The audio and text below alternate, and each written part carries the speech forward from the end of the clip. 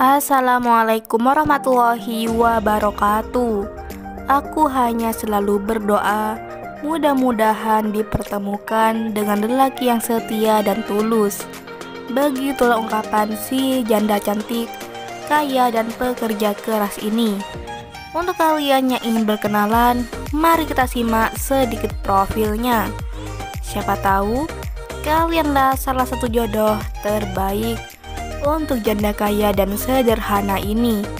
Namun sebelum melanjutkan video ini, alangkah baiknya untuk menekan tombol like dan menekan tombol subscribe. Dan saya doakan semoga Anda yang menekan tombol subscribe selalu diberikan kesehatan, kesejahteraan, dan dimudahkan segala urusannya. Amin amin Allahumma amin.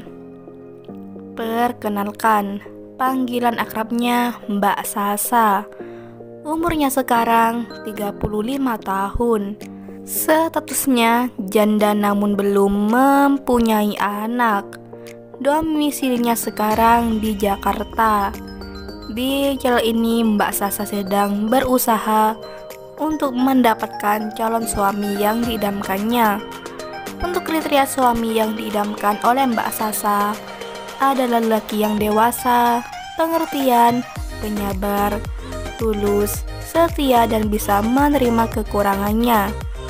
Sangatlah beruntung lelaki yang bisa mendapatkan hati Mbak Sasa ini, karena beliau adalah wanita yang kaya, dermawan, pekerja keras, dan sudah mempunyai banyak mobil.